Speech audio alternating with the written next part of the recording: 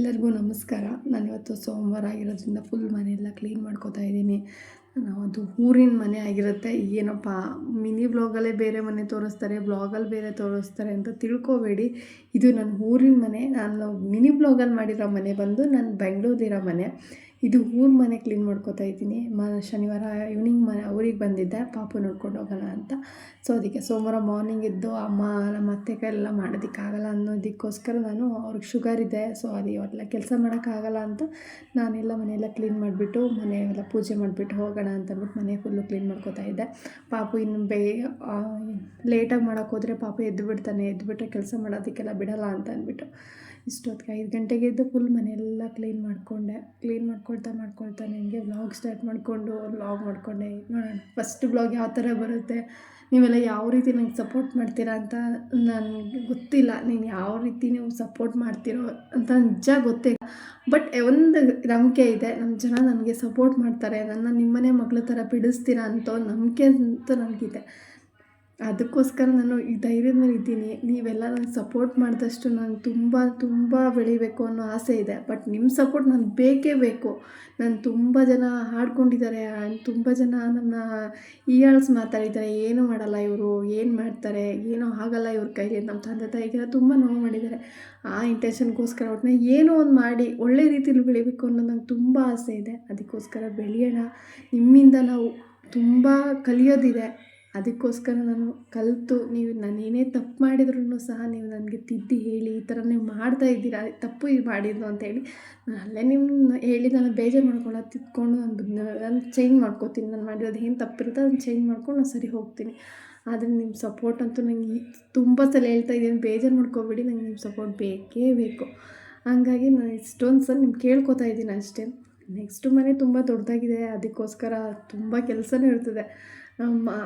ನಮ್ಮಪ್ಪ ಮೀನ್ಸ್ ನಮ್ಮ ಮಾವ ಅವರು ದೊಡ್ಡ ಮನೆ ಕಟ್ಬಿಟ್ಟವ್ರೆ. ಅವಾಗೆಲ್ಲ ದುಡ್ಡಿತ್ತು ಅಂತ ಅಂದ್ಬಿಟ್ಟು, ದುಡ್ಡು ಜೋರಾಗಿತ್ತು ಅಂದ್ಬಿಟ್ಟು ಜೋರಾಗಿ ಅಗ್ಲ ಮನೆ ಕಟ್ಬಿಟ್ಟವ್ರೆ. ಮಗ ಸೊಸೆ ಎಲ್ಲ ಇದ್ದು ಮಾಡಲಿ ಅಂತ ಅವರೇನೋ ಮನೆ ಕಟ್ಟಿದ್ರು. ಬಟ್ ನಮ್ಮ ಕೆಲಸ ಮಾಡೋಷ್ಟರಲ್ಲಂತೂ ಸಾಕಾಗಿ ಹೋಗುತ್ತೆ.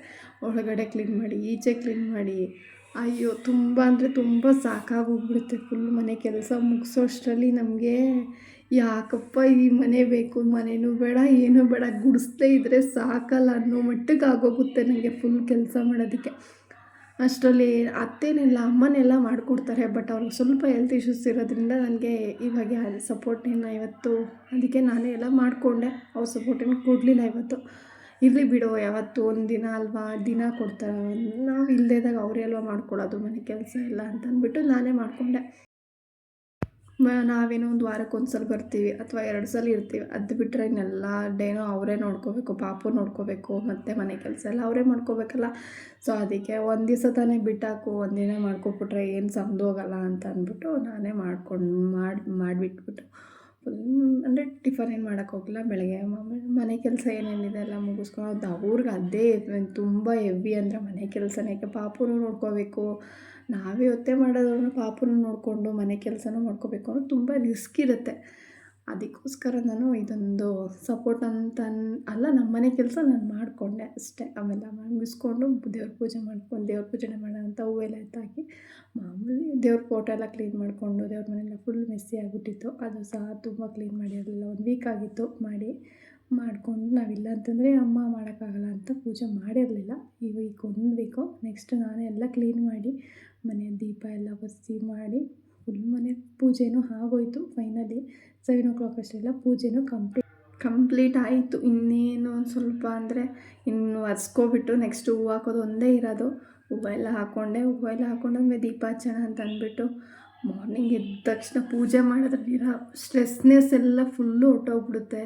ಏನೇ ಸ್ಟ್ರೆಸ್ ಇದ್ರೂ ಕ್ಲಿಯರಾಗಿರ್ತೀವಿ, ಮೈಂಡ್ ಫ್ರೆಶ್ ಆಗಿರುತ್ತೆ. ಮಾರ್ನಿಂಗ್ ಎದ್ದು ಪೂಜೆ ಮಾಡಿಬಿಟ್ರೆ ಏನೋ ಒಂಥರ ನೆಮ್ಮದಿ ಮನಸ್ಸಿಗೆ, ದಿನ ಪೂರ್ತಿ ಪಾಸಿಟಿವ್ ವೈಬ್ಸೇ ಇರುತ್ತೆ. ಅದಕ್ಕೋಸ್ಕರ ಇಷ್ಟು ಮಾಡಿ ಕೊನೆಗೂ ಪೂಜೆ ಎಲ್ಲ ಮುಗೀತು. ಆದರೆ ಇನ್ನೊಂದು ಏನು ಬೇಜಾರು ಅಂತಂದರೆ, ನನಗೆ ನನ್ನ ಮಗನ ಬಿಟ್ಟು ಹೋಗೋದೇ ತುಂಬ ಅಂದರೆ ತುಂಬ ಬೇಜಾರು. ನನಗೆ ಏನು ಲೈಫಲ್ಲಿ ಏನು ಬೇಕಾದರೂ ಮಾಡ್ಬೋದು, ಬಟ್ ಮಕ್ಕಳನ್ನ ಬಿಟ್ಟು ಹೋಗೋದಿದೆಯಲ್ಲ, ಅದರಷ್ಟು ದೊಡ್ಡ ನೋವು ಯಾವುದೂ ಇಲ್ಲ ಅಂತ ಹೇಳ್ಕೊಳ್ಳೋದೇ ನಿಜ. ಎಲ್ಲ ತಾಯಂದಿರಿಗೂ ಅದು ಅರ್ಥ ಆಗಿರುತ್ತೆ. ಅದು ನನಗೂ ಸಹ ಅರ್ಥ ಆಗಿದೆ. ಏನೂ ಏನೂ ಮಾಡೋಕ್ಕಾಗಲ್ಲ. ಚಿಕ್ಕ ಮಗು ಅಲ್ವಾ, ಸ್ವಲ್ಪ ದೊಡ್ಡವರಾಗಿ ಸ್ಕೂಲ್ಗೆ ಹೋಗೋ ರೀತಿ ಆದರೆ ಏನೋ ಕರ್ಕೊಂಡು ಹೋಗ್ಬೋದು ಅನ್ಸುತ್ತೆ. ಬಟ್ ಒಂದು ಚಿಕ್ಕ ಮಗು ಆಗಿರೋದ್ರಿಂದ ಕರ್ಕೊಂಡು ಹೋಗೋಕ್ಕಾಗಲ್ಲ. ಏನೂ ಮಾಡೋಕ್ಕಾಗಲ್ಲ ಅಂತ ಬಾಯಿ ಹೇಳಿ ಕೊನೆಗೆ ಅಷ್ಟೇ ಬೇಜಾರಾದರೂ ಮನಸ್ಸಲ್ಲಿ ಇಟ್ಕೊಂಡು ಬಾಯಿ ಹೇಳಿ ಬಂದೆ. ಬೆಂಗ್ಳೂರಿಗೆ ಬಂದ ತಕ್ಷಣ ನಮ್ಮಣ್ಣ ಕ್ಯಾರೆಟ್ ಹಲ್ವ ತಿನ್ನಬೇಕು ಅಂತಂದರು. ಸೊ ಅದಕ್ಕೆ ಅವರೆಲ್ಲ ನಾನು ಪೋಸ್ ಕೊಡ್ತಾಯಿದ್ದಾರೆ ಅಷ್ಟೇ, ಮಾಡಿದ್ದು ನಾನೇ. ಬಟ್ ಮಾಡೋ ರೀತಿಲಿ ಪೋಸ್ ಬೇರೆ ಕೊಟ್ಕೊಂಡು ಕಾಮಿಡಿ ಮಾಡ್ಕೊಂಡು ಫುಲ್ಲು ಅವ್ರು ಯಾವಾಗಿದ್ರೂ ಜೊತೆಲಿ ಕಾಮಿಡಿ ಇದ್ದಂಗೆ ಇರುತ್ತೆ. ಅವ್ರಿದ್ರೆ ಬೇಜಾರೇ ಆಗಲ್ಲ, ಅಷ್ಟು ಕಾಮಿಡಿ ಮಾಡ್ತಾಯಿರ್ತಾರೆ. ಫೈನಲಿ ಕ್ಯಾರೆಟ್ ಹಲ್ವನೂ ರೆಡಿ ಆಯಿತು. ಅವ್ರಿಗೆ ಮತ್ತು ನಮ್ಮ ಹಸ್ಬೆಂಡ್ಗೆ ತೊಗೊಂಡೋಗಿ ಕೊಟ್ಟೆ. ಇಷ್ಟೇ ಇವತ್ತಿನ vlog. Thank you so much.